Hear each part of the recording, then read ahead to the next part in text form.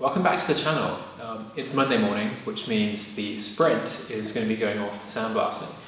In last week's episode, I stripped all the paint off and the inches and just tons of body filler that was all over this thing that I kind of knew about and had my suspicions about it.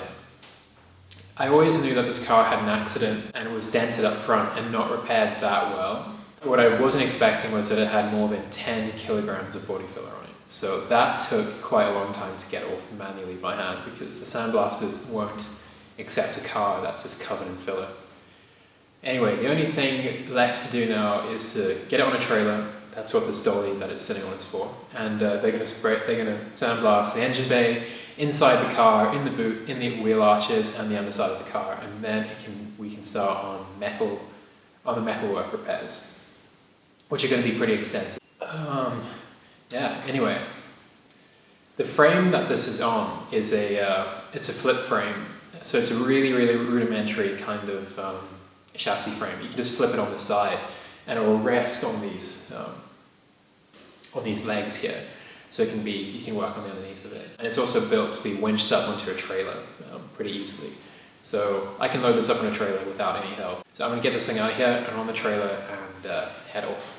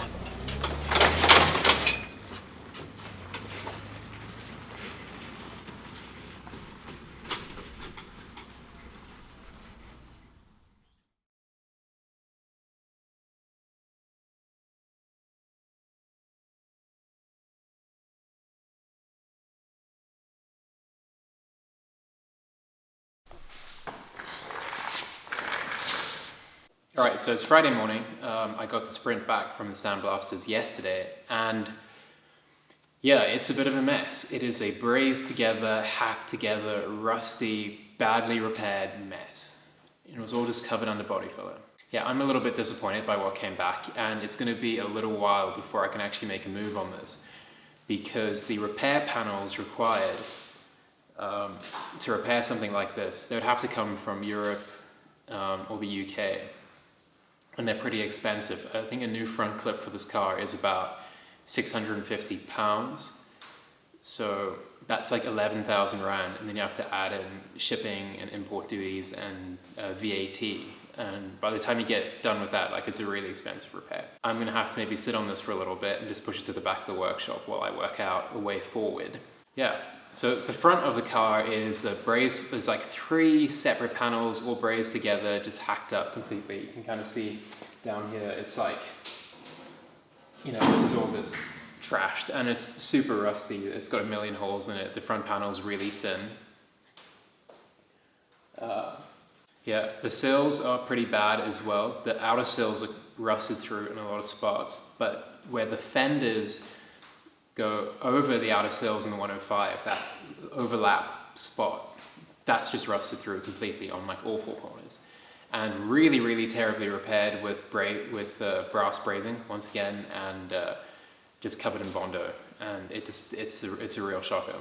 The floor pan is rusted through as well in a couple spots, but it's got lots of little holes here and there, and the metal's getting really thin just from like years of like surface corrosion and that. So floor pan's gonna have to go. And that panel under the rear windshield that I found out when I stripped the body filler off is all just brazed together and just covered in filler, and it looks terrible. It's super weak, and that's a really important panel because you need your windshield to seal properly around there, and you need your boot to seal properly, and like neither of this worked that well on the car the way it was before. The only real nasty surprise that I didn't really know about was the fact that the spare wheel well was brazed in, and yeah, like the whole thing was actually just brazed in and made up of a couple of different parts. So there's gonna have to be a lot of replacement metal installed on this car before it's any good. Yeah, I'm gonna start having a look around at some suppliers to see who has the best deal on the parts I'm gonna need for this. So I'm gonna push this car to the back of the workshop, and it's gonna sit there for a little while I maybe do something else in the channel, because these rally cars are, they're pretty expensive to build. Like this trio of rally cars for this big project, they're starting to take a toll financially.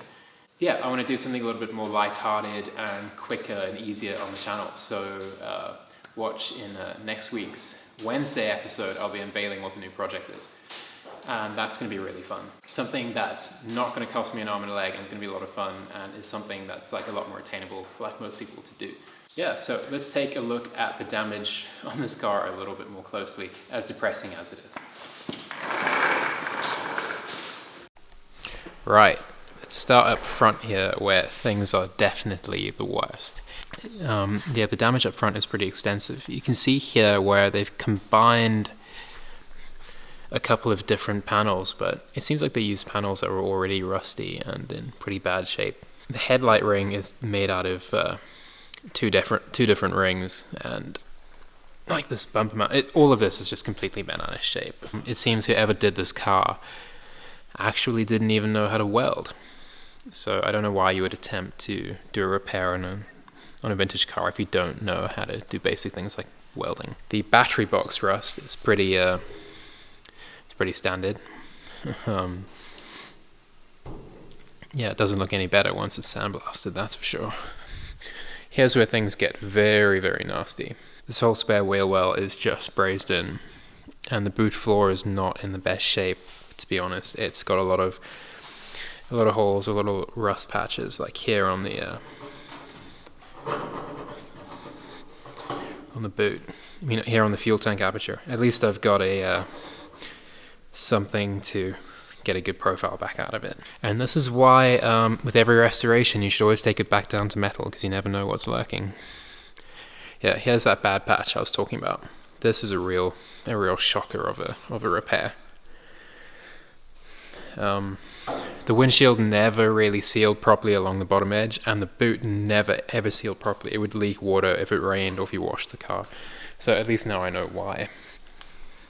Yeah, here's some more dodgy sill repairs.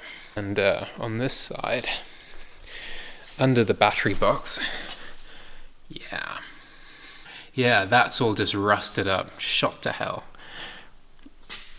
Anyway, I've certainly got my work cut out for me on this one. Okay, so there you have it. That's what the 64 Sprint looks like. That's what I drove across Africa. I'm actually kind of surprised it made it, now that I think about it. Right, so that's quite enough feeling sorry for myself for 1 week. This is gonna be the end of this episode. This is just a very quick update. It's a very quick update episode. Yeah, but I will see you guys all on Monday doing something else. This channel is now moving to a Monday, Wednesday, Friday upload schedule, or a Tuesday, Thursday, Saturday. I haven't quite worked out what would be better.